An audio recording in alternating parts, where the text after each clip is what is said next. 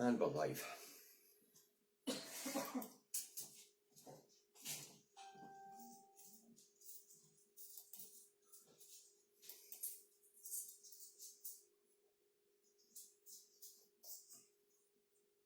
Morning. Morning, folks. Morning, Lenny. Morning, Stephen.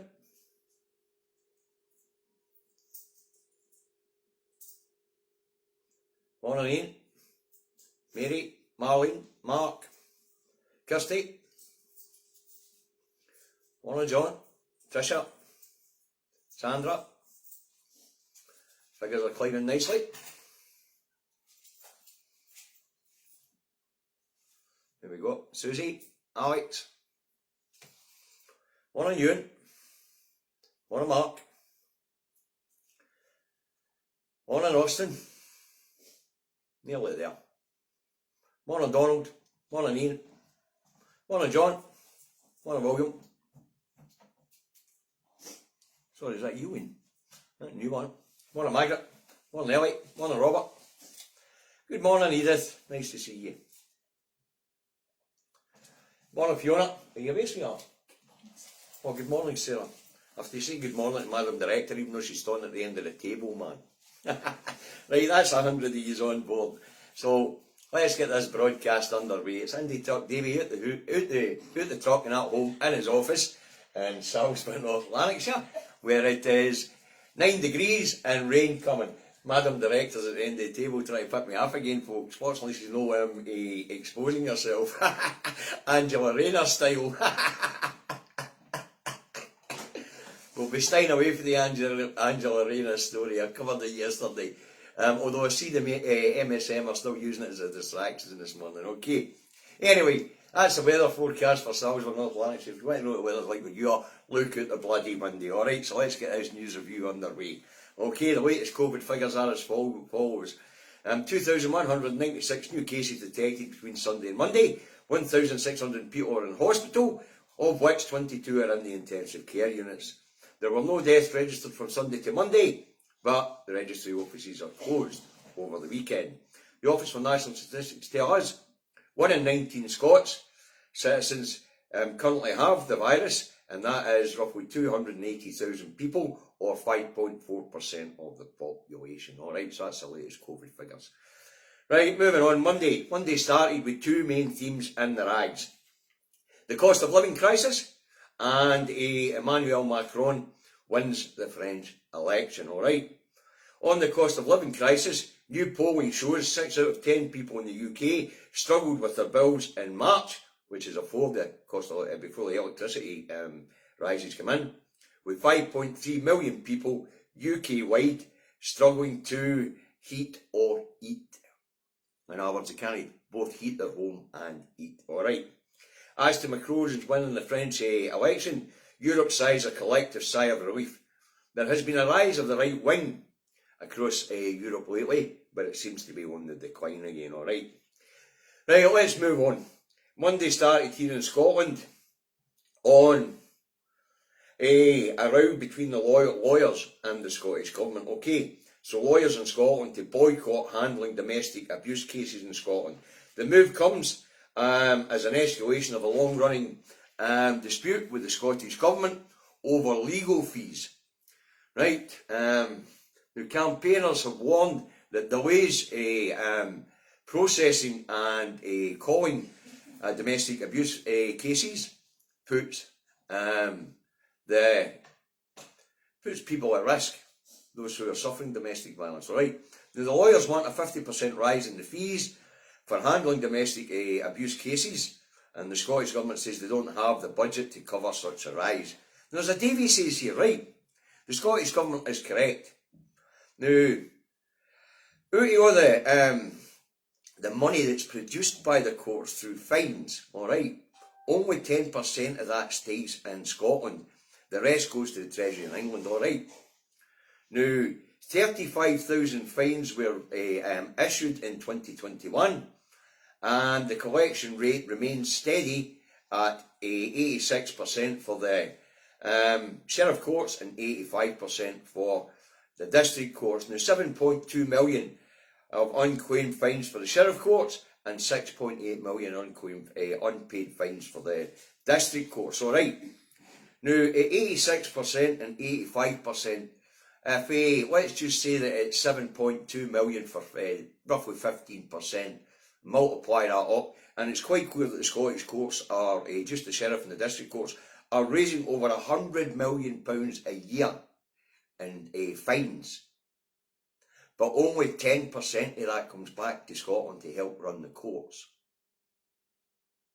Now, if we were independent, of course, all that money would stay in Scotland, and it wouldn't be so bloody difficult to raise fees for lawyers handling any type of case, never mind domestic abuse cases. There we thought for you folks, in case you didn't know that. Alright, so let's move on.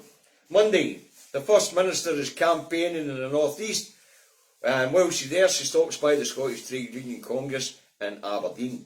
The Scottish Trade Union Congress have worked well with the Scottish Government since the Scottish Government came to power.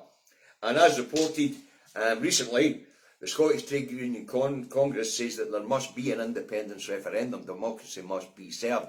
The people have voted for it. It must happen, alright. But there's problems for the Scottish Trade Union Congress and the Trade Union Congress UK-wide. And it's generally the government restrictions on trade union powers and the trade union's ability to do collective negotiation for people. And of course there's a fact that under the way that the trade unions are regulated and the way that things are regulated here in the UK, companies such as Amazon and things like that don't have to recognise trade unions, and they don't have to sit down and collectively negotiate our wages and terms and conditions with a union body. The other big problem for trade unions is the membership is dwindling. A lot of people are on zero-hour contracts, which means that they're just not getting the money to pay the fees. The cost of living crisis are going to see people keep the £2, £3, £4, £5, whatever it is per month their trade union takes, and keep it in their skyrockets. Because that £5 a month could be 5 loaves of bread, one a week to feed your kids.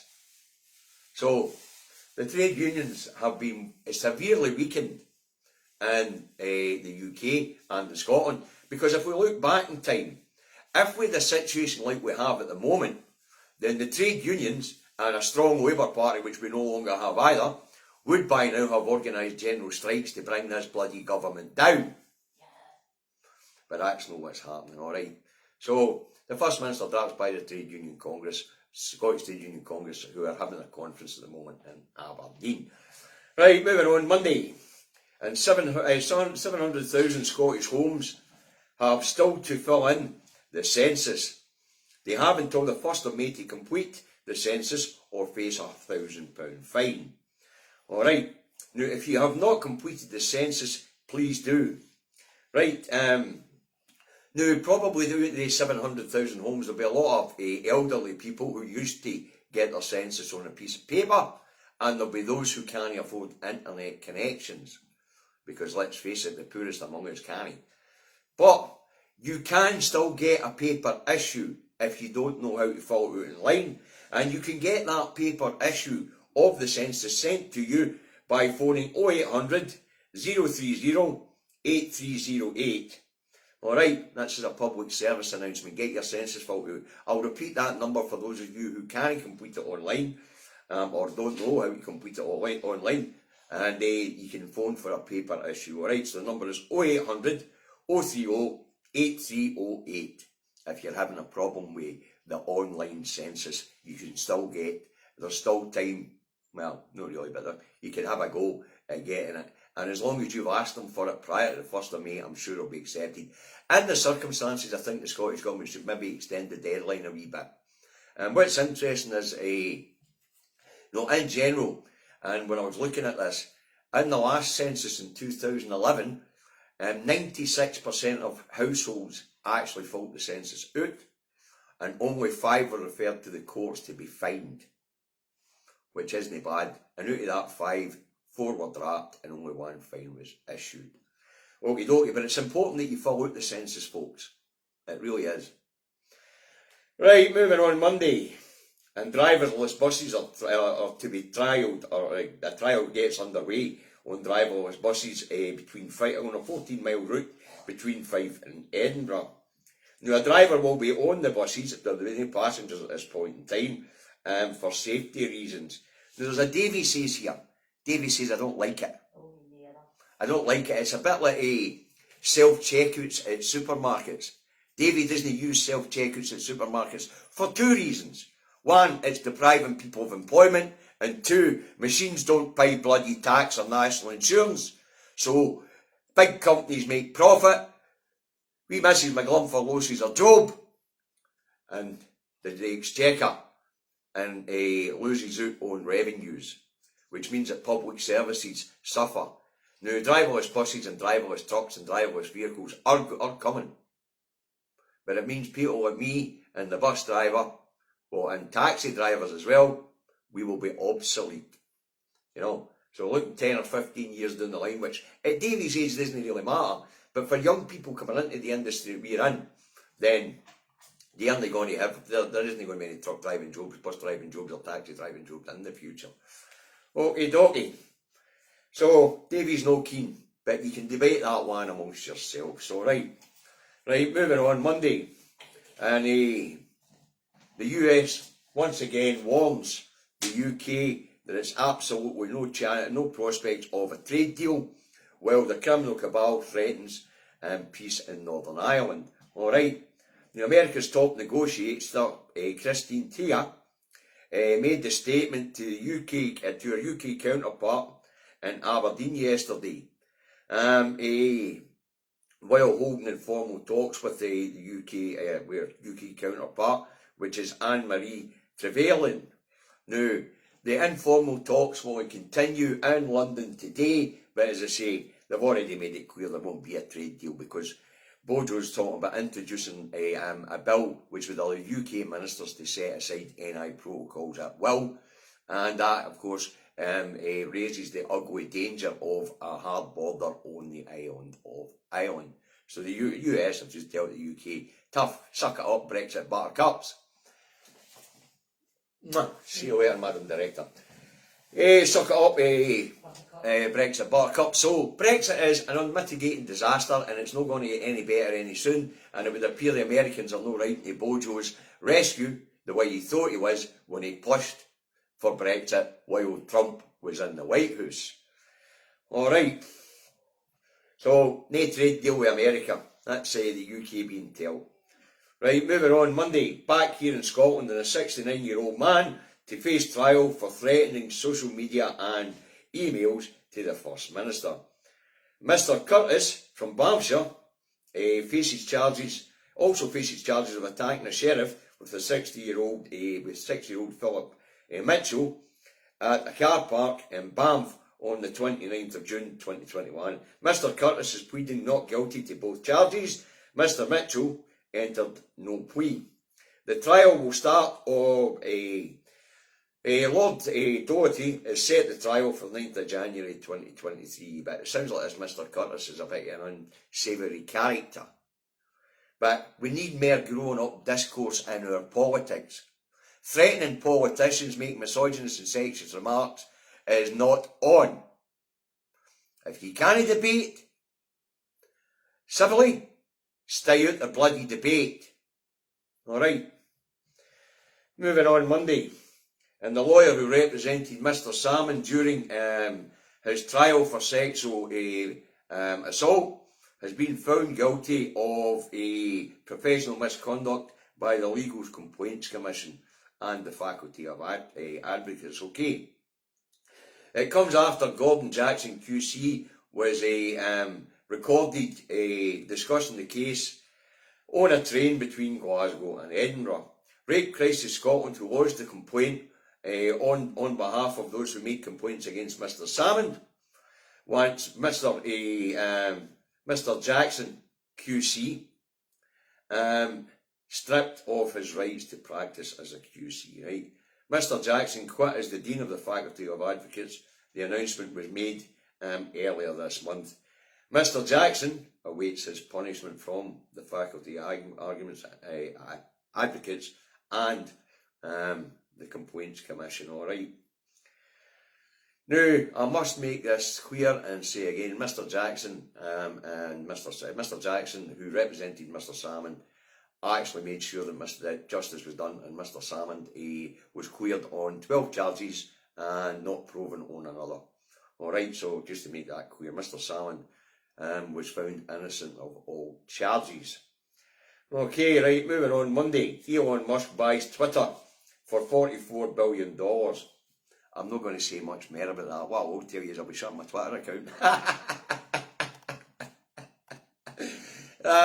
But this will probably go as well for Elon Musk as what buying MySpace went for Rupert Murdoch. So, but I take it Musk wants to take on Facebook and play with the big boys. He's going to open it up so that more abuse can be fired across the sewer that is Twitter.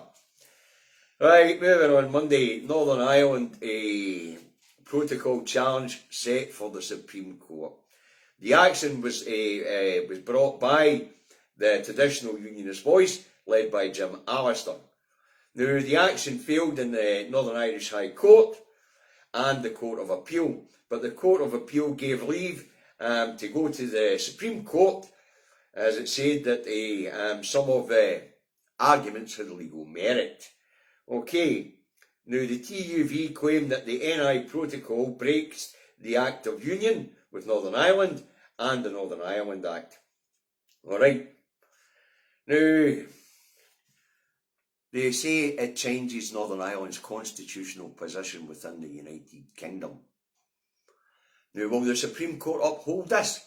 No, that won't. You know why? Because, the boy for the Social Democratic Labour Party yesterday was absolutely correct when he says Westminster makes policies and breaks treaties to suit itself and to suit England, and it doesn't give a crap about the people in Northern Ireland, and I dare say the Supreme Court will not act any differently. Alright? Right, moving on. Monday, the election bills 2021-2022 goes to the Lords for its third reading. Alright. Now, the Lords lay down an amendment to keep the Electoral Commission independent of government control. So what's the story with the bill? Well, this bill would more or less keep the Tories in power perpetually. Why? Voter ID will be introduced, disenfranchising 3.5 million voters, the poorest in society, who would most likely vote Labour. You've got to remember that this bill has been introduced because of voter fraud. But the only fraud that's actually been going on, and the reason why this bill has been introduced, is because the Electoral Commission keeps slapping the Tory party with big fines for breaking electoral law. We've had over 30 MPs overspend down that road to win their constituencies. We've had the vote leave slapped with big fines. Well, the Brexit carry on. So the Tory party wants to bring them to boot, the same way they want to bring the judiciary to boot as well, and the same reason why they want to get rid of Channel 4. They don't want criticism. This is fascist stuff. This is the biggest assault on democracy in the UK for many, many years. But it's had its third reading. The amendment's been laid. It'll go back to Parliament now, where the amendment to keep the Electoral Commission independent will be struck down, and then it'll go for royal assent. So it looks like the Tory party are about to take control of the Electoral Commission and electoral law. That's not good, folks. Believe me, that's no good. Especially with the criminal cabal down that road in Westminster at the moment. We've seen the carry-ons that went on in Parliament, with them trying to shelter their ain with Owen Paterson, and the way they've been sticking up for Bojo the Clown. Westminster right now is the Wild West, and Brexit has enabled fascists in the UK to come to the fore. The Tory party went beyond UKIP now, and the criminal cabal in Westminster are fascists. And we've seen that with all sorts of laws going through, like the Police Sentencing and Crime Act, absolutely outlawing public protest down that road.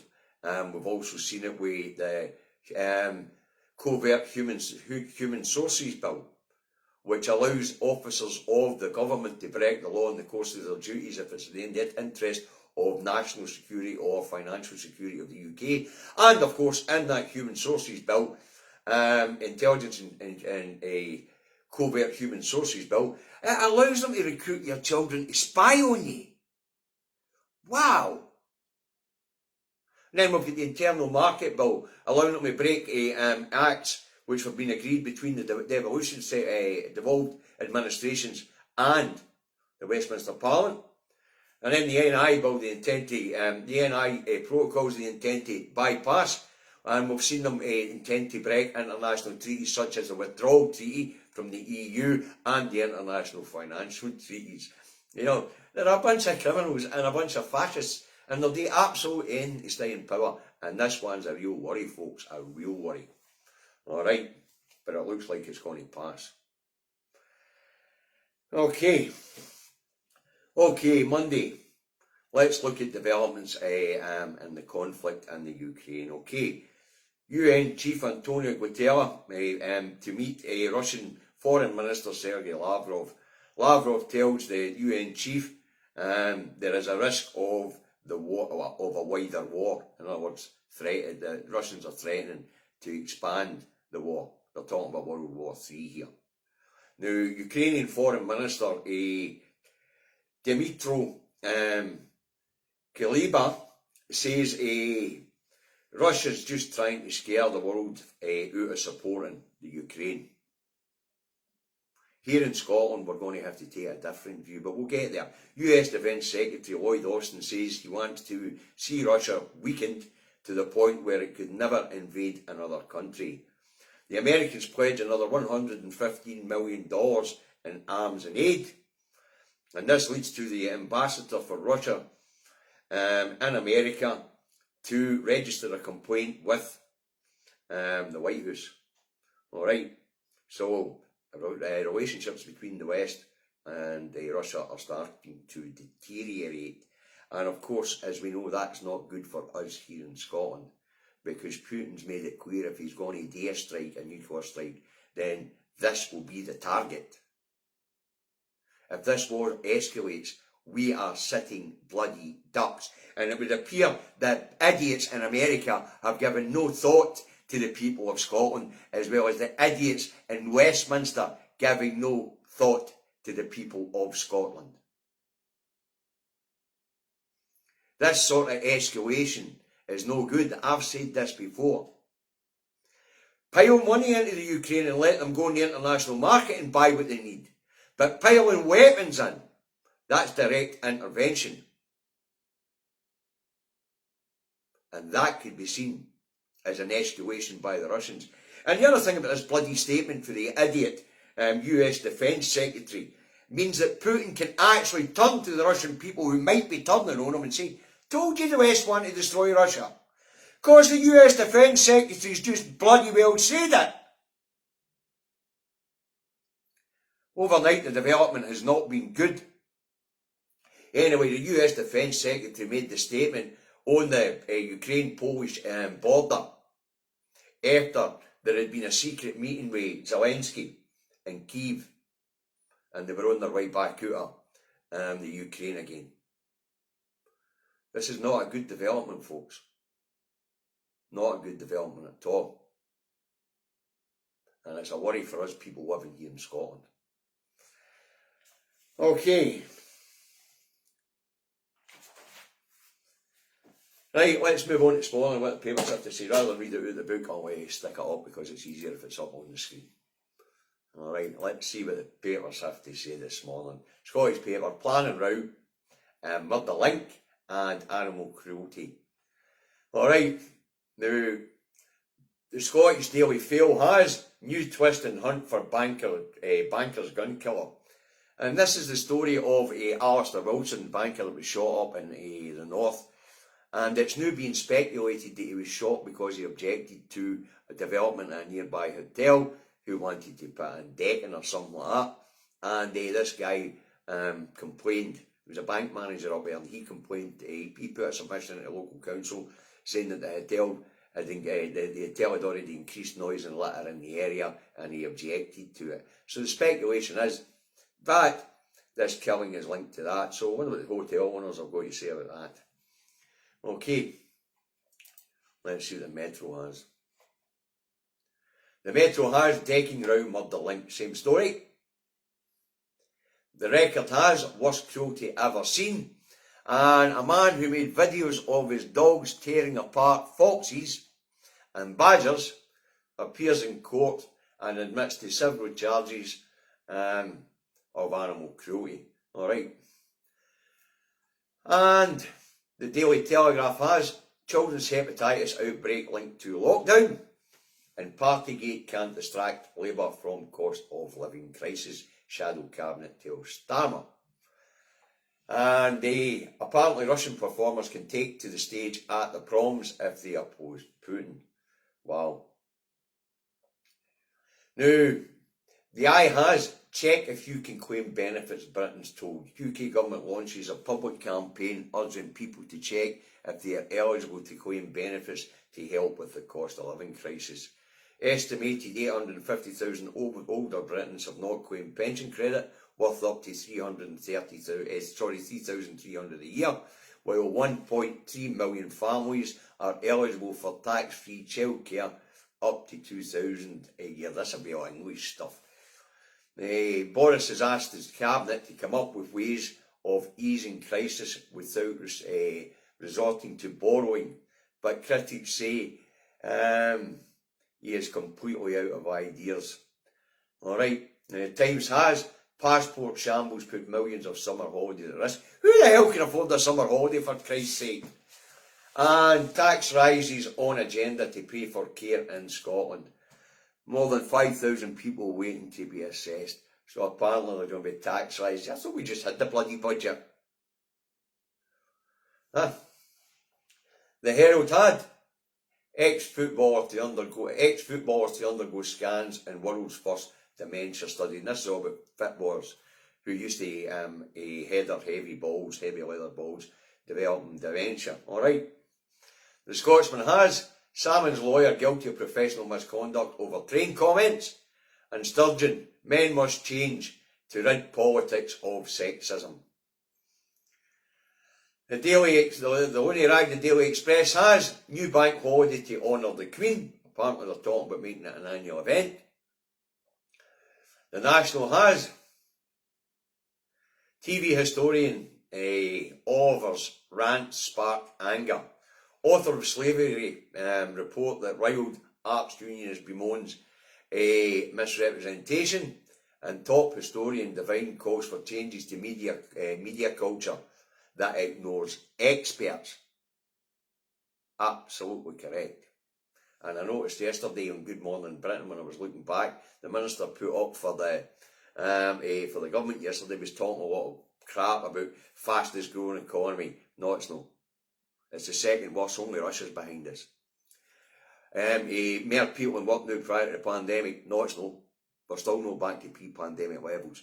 None of this stuff was challenged by the TV presenters. Not a bloody word yet. But if you want to have a wee look at the truth behind it, go on to my timeline, you'll find a link there to Peter Stavanovich breakdown of the lies that were told yesterday morning by Tory ministers, and he was allowed to tell these lies by the television company. Okay, the other thing is, if you want to read the Elections Bill 2021-2022, then you can also find a link to that on my timeline. It tells you which stages it has been. It's on its third reading, it's been to committee, so the next thing that happens is it's back to the House to get any amendments turned down, and then off to the old jelly bean for a royal consent. Okay, let's see what the stars go.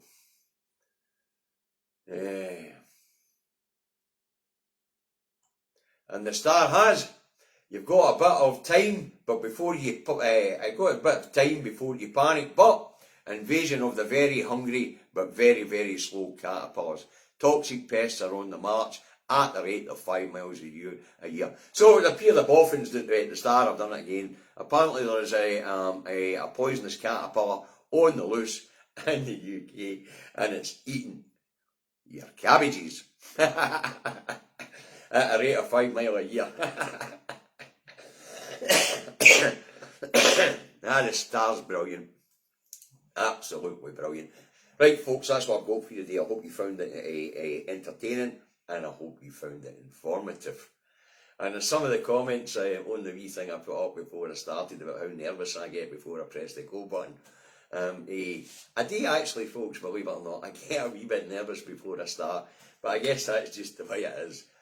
Alright, now, the usual stuff. Alright, now as you know, my partner in crime, David Mulligan, has set up a YouTube channel called The Two Davies. We're trying to get 1,000 subscribers so that we can go live on a Thursday night and give you a live show on a Thursday night, folks, and link it up to Facebook and other social media platforms. So if you haven't, if you can go on to YouTube, jump onto the Two Davies site and press subscribe and get the notification button. The other way to do it is, if you get into one of the groups, we've got plenty of groups, and David will be putting this out each day in the groups via YouTube. As I say, we're trying to get the YouTube channel up and running.